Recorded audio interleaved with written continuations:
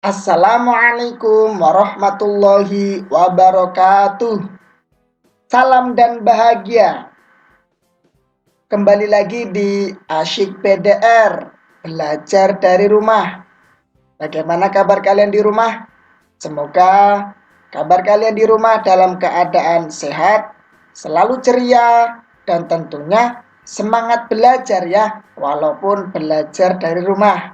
Oke, kembali lagi di Asyik PDR ini, kita akan belajar lagi terkait materi kelas 3 SD. Nah, sekarang kita akan belajar tentang apa ya? Kita akan belajar tentang benda-benda di sekitar kita. Nah, ada berbagai jenis benda yang kita temui di lingkungan kita. Nah, apa itu benda? Benda adalah segala sesuatu yang menempati ruang dan memiliki berat. Nah, untuk mengetahui berat suatu benda, biasanya kita menggunakan alat ukur berat, yaitu timbangan. Nah, kira-kira contoh benda di sekitar kita itu apa saja? Nah, contohnya ada tas, kemudian ada sepatu, kemudian ada meja, ada kursi, kemudian ada tong sampah, kemudian ada lampu belajar, ada buku. Nah, itu adalah termasuk contoh benda yang ada di sekitar kita. Nah, kemudian juga ada sepeda, kemudian ada orang, ya. Nah, jadi ini ya, dari tas, sepatu, dan meja itu tergolong menjadi benda mati atau termasuk dalam kategori benda mati. Nah, kemudian juga ada benda hidup, yaitu apa saja? Nah, ini termasuk benda hidup, yaitu manusia. Selain manusia ada apa lagi? Ada hewan, kemudian tumbuhan. Oke. Nah, selain contoh benda yang ada di sekitar kita, ada juga yang bukan benda ya. Jadi, ada contoh bukan benda. Apa itu? Nah, contohnya adalah suara ya. Kemudian apa lagi? Ada panas ya. Kemudian apa lagi? Dan cahaya. Jadi suara, kemudian panas, kemudian cahaya itu bukan termasuk benda. Karena ketiganya ini itu bukan termasuk benda karena tidak menempati ruang dan tidak dapat ditimbang. Nah, jadi suara, panas, dan cahaya itu bukan termasuk benda. Nah, sedangkan benda adalah segala sesuatu yang menempati ruang dan memiliki berat. Berarti benda itu intinya dapat ditimbang. Oke? Nah, jadi benda yang ada di sekitar kita itu banyak sekali beragamnya. Ya. Oke, benda-benda di sekitar kita itu sangat beragam, ya. Nah, dari keberagaman itu kita dapat mengelompokkannya berdasarkan ciri fisik, ya. Jadi, benda yang ada di sekitar dikelompokkan berdasarkan ciri fisik. Apa saja? Yang pertama ada bentuk. Jadi, benda-benda yang ada di sekitar kita itu mempunyai beragam bentuk. Contohnya apa? Contohnya bentuk lingkaran, yaitu pada bola. Kemudian ada yang berbentuk persegi, nah pada buku ya. Kemudian ada lagi bentuk segitiga pada jam dinding. Nah, ini adalah bentuknya. Kemudian ada lagi ukuran ya. Nah, ukuran ya, ukuran masing-masing benda itu juga berbeda-beda. Ada yang besar, ada yang kecil, ada yang panjang, ada pula yang pendek. Contohnya bagaimana? Nah, contohnya di sini kursi. Kursi ukurannya lebih kecil dari lemari. Nah, ini adalah termasuk ukurannya. Kemudian ada warna. Nah, benda-benda yang ada di sekitar kita itu juga memiliki keragaman warna. Semisal contoh warna pada topi ini, ya. Nah, topi ada warna merah, ada warna biru, putih, kemudian hijau, ya, dan lain sebagainya, ya. Termasuk pada cermin, ya. Warnanya bening, ya.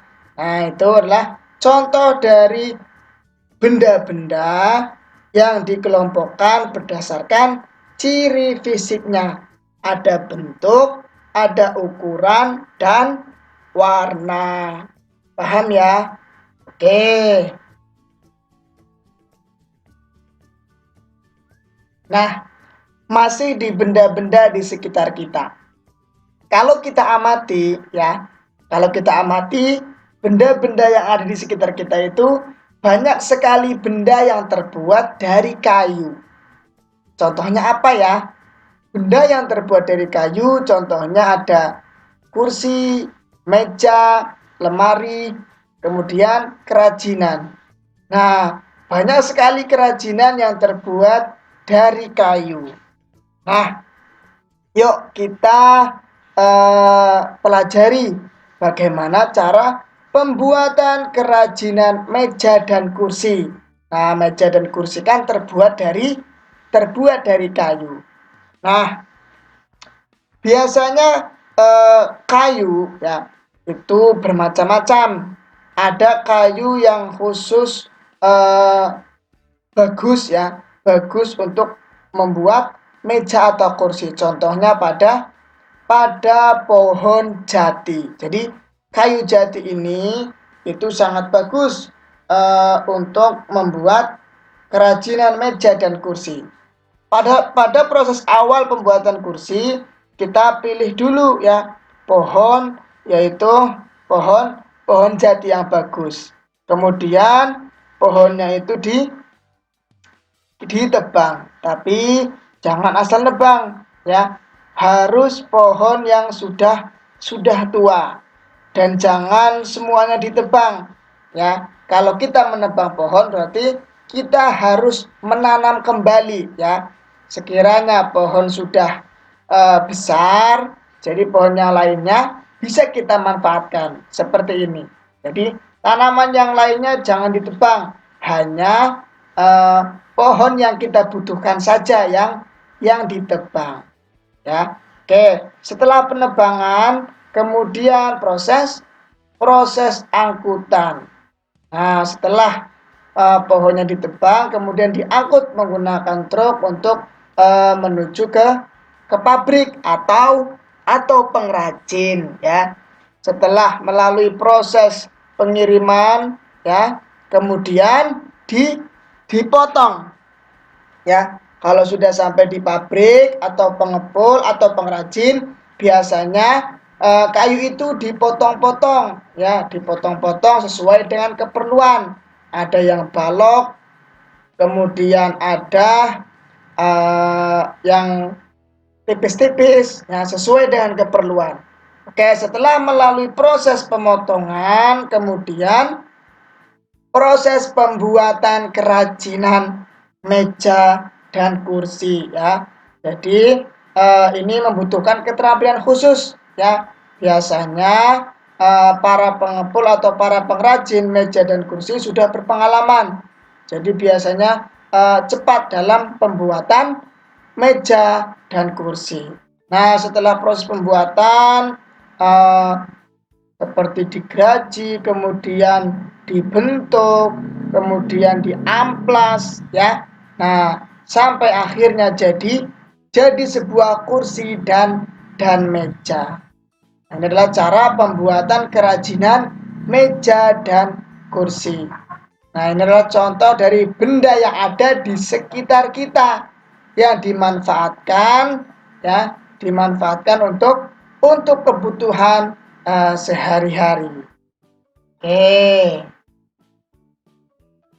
Sekarang membuat kalimat dengan kosakata baru.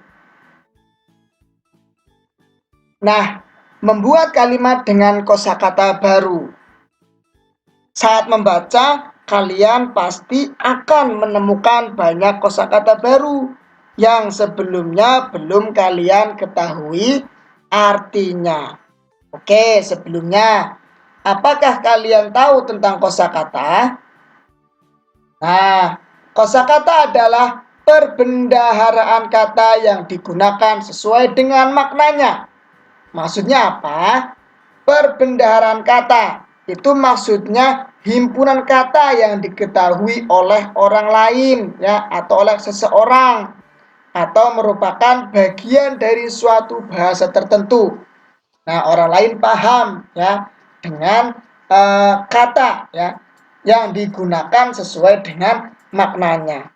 Nah, di dalam sebuah teks biasanya kosakata itu yang digunakan itu menggunakan kosakata baku, ya. Jadi kosakata baku itu dapat kalian temukan dari dan dicari artinya, ya.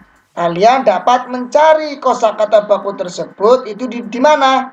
Di Kamus Besar Bahasa Indonesia atau KBBI. Oke. Nah, di sini akan dijelaskan, ya, contoh kosakata baku beserta artinya. Contohnya bahan. Nah, bahan ini adalah termasuk kosakata baru yang kita temukan, semisal di dalam teks. Apa sih arti bahan? Bahan itu artinya barang yang akan dibuat menjadi suatu benda tertentu atau bakal. Nah, itu bahan.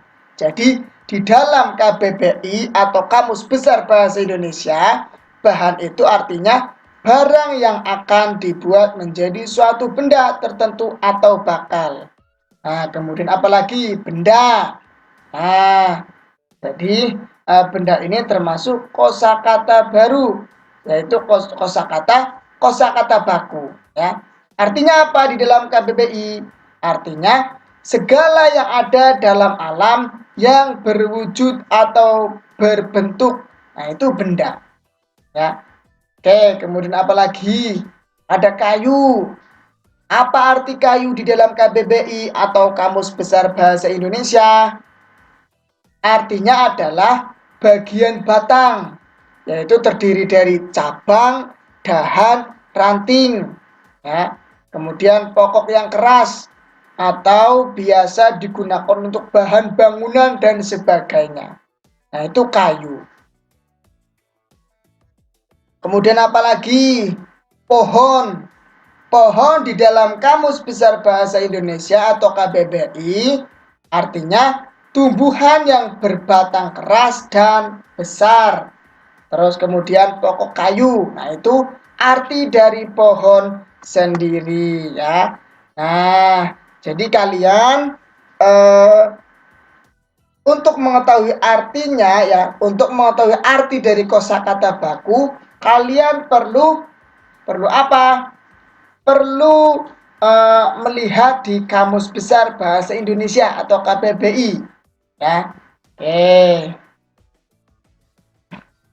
Jadi berdasarkan kata baku beserta arti dalam KBBI, KBBI itu singkatan dari Kamus Besar Bahasa Indonesia, ya. Kalian dapat menyusunnya menjadi sebuah kalimat. Oke. Untuk menyusun kalimat, kalian perlu memperhatikan penggunaan huruf kapital di awal kalimat. Selain itu, gunakan tanda baca yang tepat untuk mengakhirinya. Nah, yuk kita latihan, ya, bagaimana cara membuat kalimat, ya, berdasarkan kosakata baku. Nah, di sini kita akan belajar membuat kalimat, ya, dengan memperhatikan penggunaan huruf kapital di awal kalimat, kemudian menggunakan tanda baca yang tepat untuk mengakhirinya. Oke.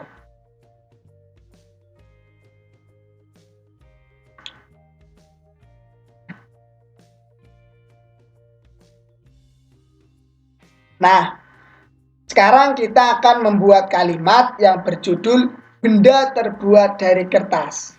Yuk, kita langsung saja membuat kalimatnya. Banyak benda yang terbuat dari kertas, seperti buku tulis yang biasa digunakan. Contoh lain tisu, kardus, dan koran juga terbuat dari kertas. Kayu adalah bahan dasar untuk membuat kertas. Pembuatan kertas dilakukan secara bertahap di pabrik. Kayu-kayu besar dipotong sehingga sebesar korek api. Setelah itu, kayu dipanaskan hingga menjadi bahan lunak seperti bubur.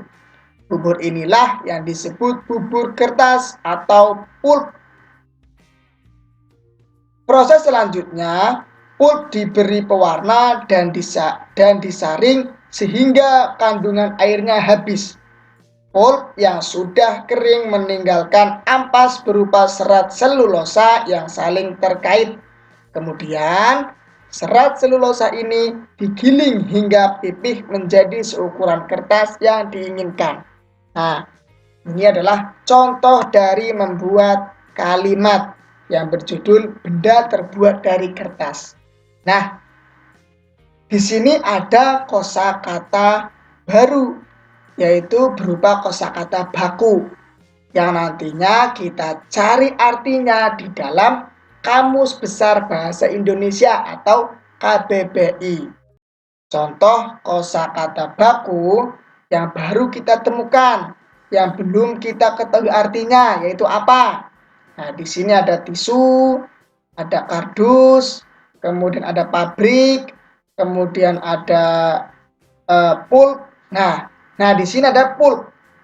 Pulp ini adalah kosakata baku yang baru kita temukan, yaitu kosakata baku yang harus kita ketahui artinya.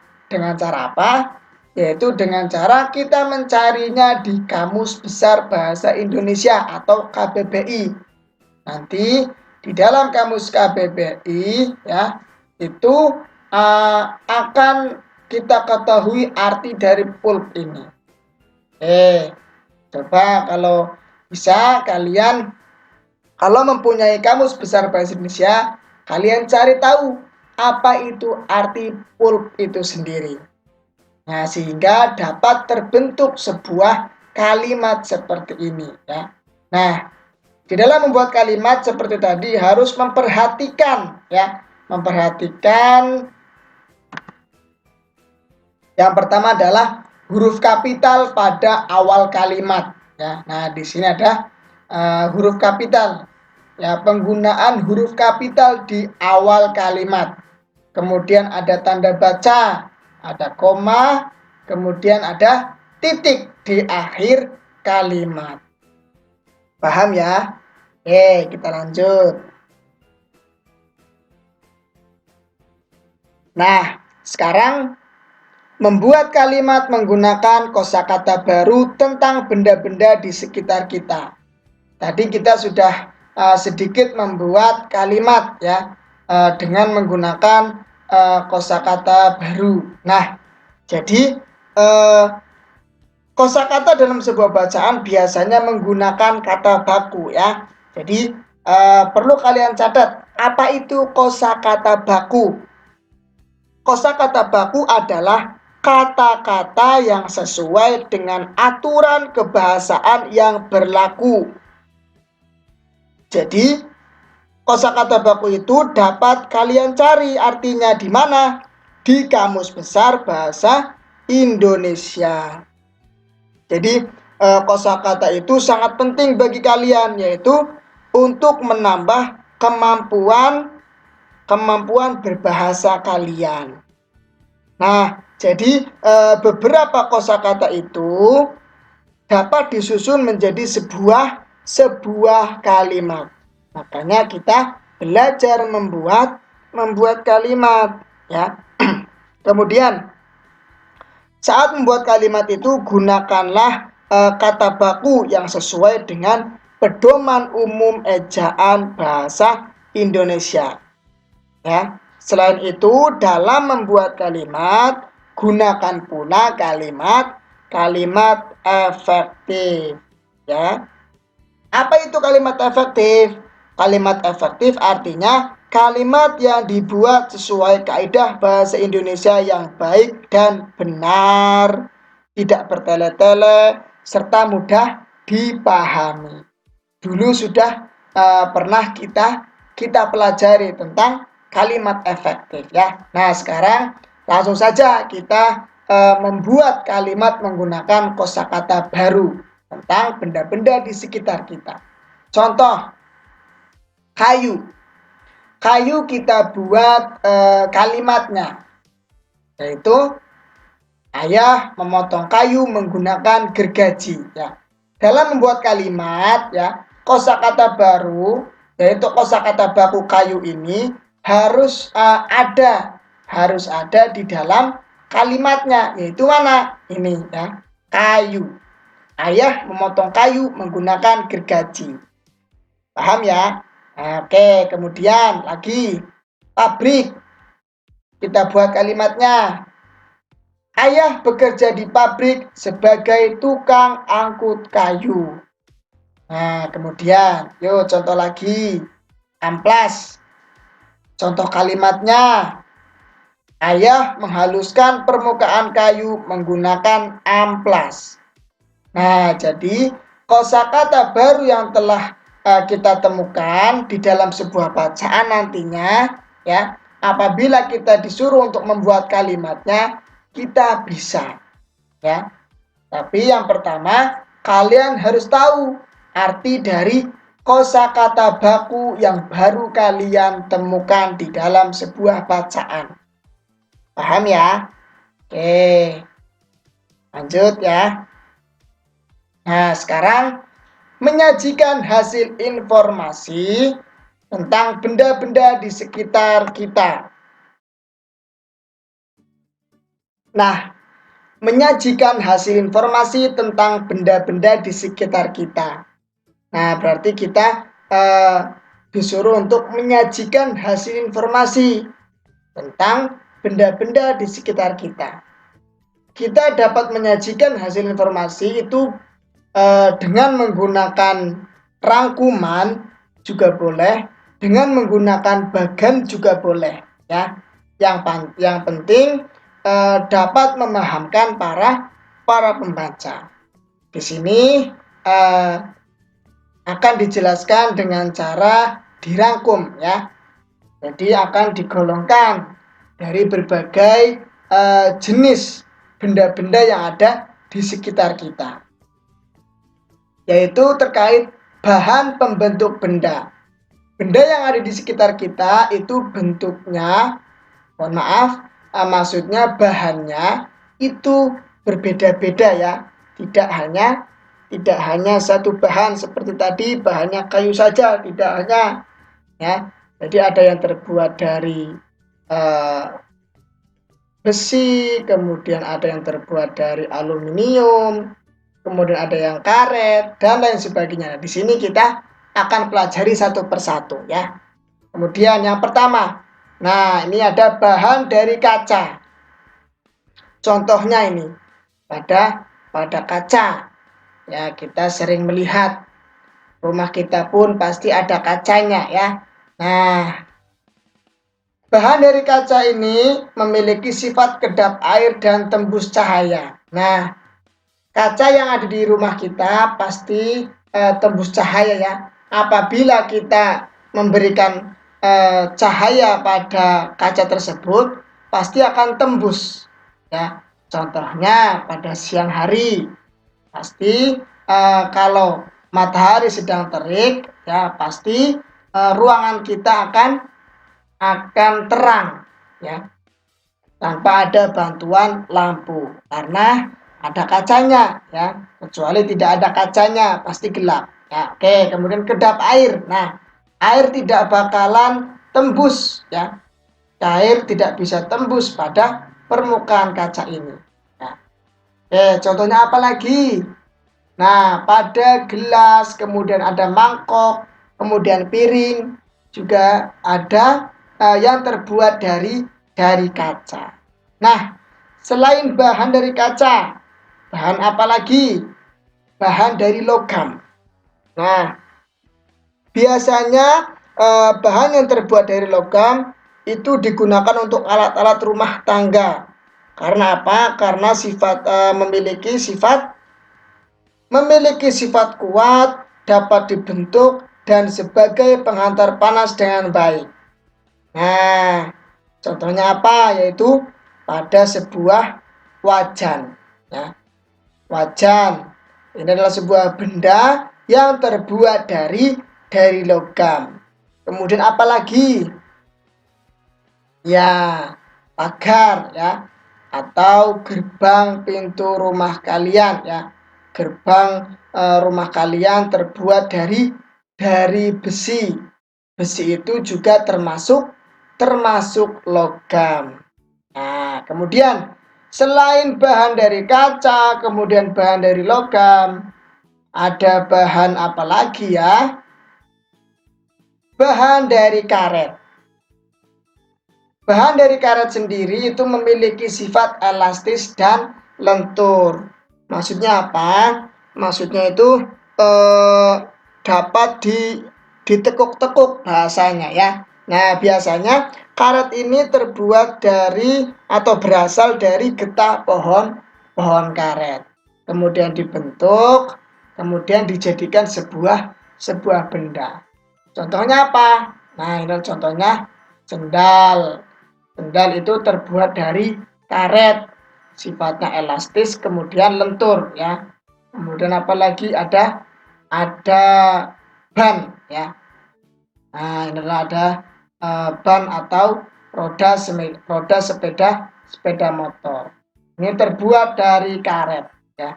Sifatnya elastis dan lentur. Oke, paham ya? Kita lanjut. Kemudian pemilihan bahan untuk membuat benda.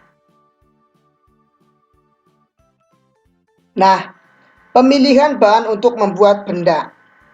Setiap bahan itu memiliki sifat yang berbeda ya, walaupun memiliki kesamaan fisik.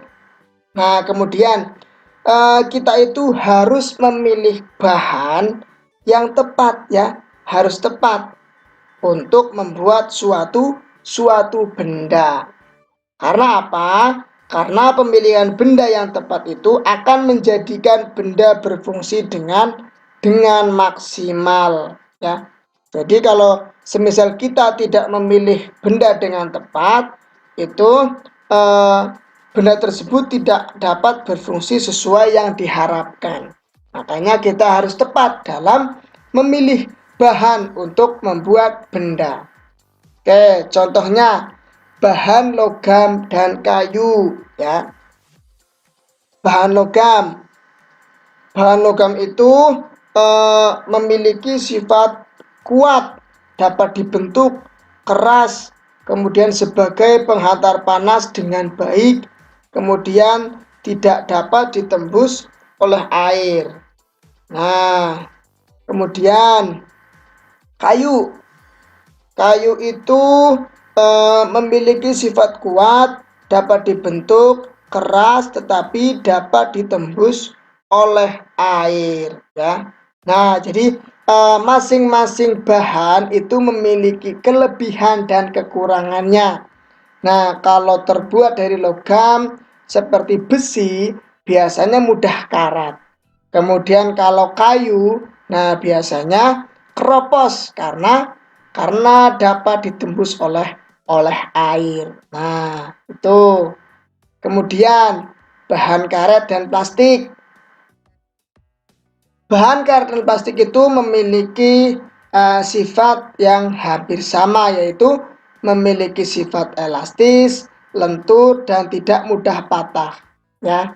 Walaupun ada ya benda-benda lain yang terbuat dari plastik yang tidak elastis atau lentur ya. Contohnya pada apa? Pada baskom ya atau ember ya. Itu kan tidak seelastis atau tidak selentur sendal ya. Oke, karena lebih padat. Oke, kemudian bahan kaca ya. Bahan kaca sendiri memiliki sifat kedap air dan tembus cahaya, tetapi mudah pecah. Nah, jadi bahan kaca ini itu bahannya termasuk keras ya, bahan keras, kemudian tembus cahaya, tetapi mudah pecah. Bahan kaca sendiri biasanya banyak digunakan untuk membuat gelas, kemudian piring, kemudian ada kacamata juga. Kemudian yang sering kita lihat ada akuarium. Nah, itu terbuat dari bahan kaca. Nah, semua bahan untuk membuat benda itu ada kelebihan dan ada kekurangannya masing-masing. Ya, pandai-pandai kita dalam memilih bahan untuk membuat benda. Oke, kita lanjut ya. Nah, selanjutnya masalah sampah plastik dan penanggulangannya. Nah, plastik itu merupakan produk serbaguna ya, ringan, kemudian fleksibel, kemudian tahan kelembapan, kuat dan relatif murah. Nah, karena berbagai kemudahan tersebut, seluruh dunia berlomba-lomba untuk menghasilkan lebih banyak produk berbahan baku plastik. Namun, tanpa kita sadari, karakter dasar plastik itu ditambah cara penggunaan yang tidak ramah lingkungan, ia justru merusak lingkungan hidup. Contohnya pada gambar ini ya, banyak banget sampah plastik, yaitu botol minuman ini yang terbuat dari bahan plastik. Nah, saat ini itu penggunaan plastik semakin meningkat. Hal itu dikarenakan plastik murah dan tahan lama. Bahan dari plastik tidak dapat menyerap air atau tidak tembus air. Plastik juga mudah dibentuk dan ringan. Oleh karena itu, plastik dapat dibuat menjadi berbagai benda. Akan tetapi ya, perlu catatan ini, akan tetapi benda-benda yang terbuat dari plastik mudah terbakar dan menghasilkan sampah yang sulit terurai. Sangat sulit ya. Jadi bahan yang terbuat dari plastik jika sudah menjadi sampah itu sangat sulit untuk terurai. Oke. Nah, di sini untuk mengurangi sampah plastik dapat dilakukan dengan 3 cara ya, yaitu dengan cara untuk menanggulanginya ya, menanggulangi sampah plastik itu ada 3 cara. Yang pertama adalah ada reduce ya. Reduce artinya mengurangi penggunaan plastik. Maksudnya bagaimana? Seperti contoh, kalian pergi ke pasar tidak membawa kantong plastik sehingga menggunakan plastik ini. Seharusnya kalian dari rumah menggunakan tas belanja sendiri sehingga tidak perlu menggunakan kantong plastik. Karena apa? Karena kantong plastik biasanya kalau sudah tidak dipakai itu dibuang dengan sembarangan. Itu tidak boleh. Maka dari itu diharapkan kalau belanja itu membawa tas belanja sendiri dari rumah ya. Oke, kemudian ada apa lagi? Ada reuse. Reuse sendiri artinya memanfaatkan kembali sampah plastik. Bagaimana caranya? Contohnya, kita di rumah ada banyak sampah plastik berupa botol minuman. Kita manfaatkan kembali dengan cara apa? Contoh, botol minumannya kita cuci dulu, kemudian kita bentuk. Kita manfaatkan sebagai wadah pensil atau wadah yang lainnya juga boleh ya. Ini adalah contoh dari memanfaatkan kembali sampah plastik. Kemudian ada apa lagi? Ada recycle. Recycle ini artinya mendaur ulang sampah plastik. Jadi ternyata sampah plastik itu dapat didaur ulang atau dibentuk kembali. Ya, contohnya bagaimana? Nah ini, biasanya para pengrajin plastik itu memanfaatkan sampah plastik menjadi sebuah kerajinan seperti tas ini.